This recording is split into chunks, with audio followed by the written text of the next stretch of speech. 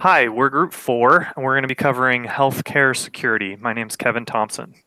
So, what do we give to healthcare? Well, we give them a lot of information. We give them a lot of public information, and we give them a lot of private information. Some of the things like our name and our address and phone number, I mean, really anybody could look those up.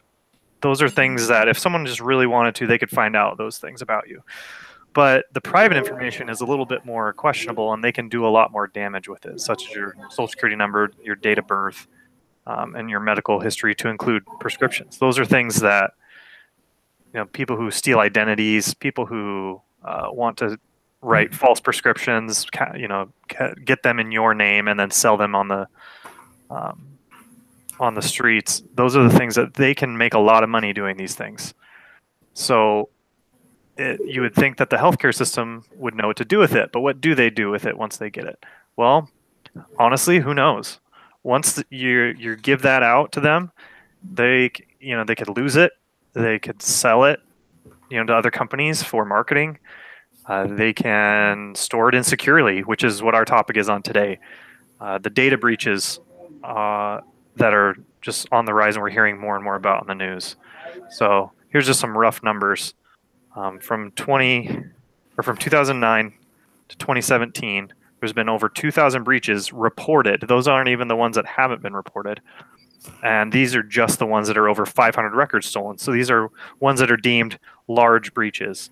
But that doesn't include some of the smaller ones that are, there could be 400 records, and that's not included in this number. So just these breaches report for almost 200 million records stolen, which equates to roughly 50% of the population. So this is a serious problem that we need to address, and that is growing. And we as network security-minded individuals need to be aware of and fix. So I will turn the time over to Libardo to talk about this problem. Thank you, Kevin. My name is Libardo Bernal. It's true, we have a big issue about healthcare. We have resistance cases for the cybercrime hacking. We detect hacker access an employee workstation in any of the parties in the medical associations. We lost information, they def the information, and the hackers access and patient data. And it's not only for the healthcare information, it's for including financial information, but contain essential detailed information can be used in different service, information for different systems. And this is the fraud we check in these cases. In the graphic, we saw all the parties participate in the healthcare. And hackers access this patient data, and detailed info can be used for different service. We have a case for the medical and insurance fraud. Additional, we have HIPAA, Health Insurance Portability and Accountability.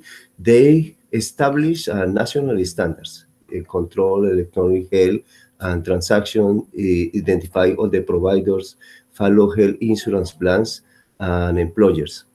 But HIPAA is not guarantee 100% the protection. Is control all the type of breaches.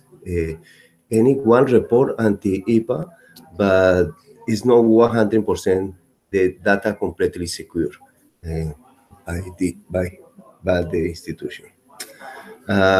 What actions we do it for protect? For security professionals, they need to take actions. The basic recommendation is password managers and storage of complex passwords. Use two-factor authentication for logging into the system. Difficult security framework to protect patient information. And we need to create action plans to prevent the breaches. How prevent all these data breaches? We have actions. The basic one, only equipment include portable devices and connected to the one network, passwords and storage. Kevin, I return to you. Yeah, no, that's great. It's a complex problem and it's going to need a complex solution. So that's great. That's our group 4 presentation. Thank you.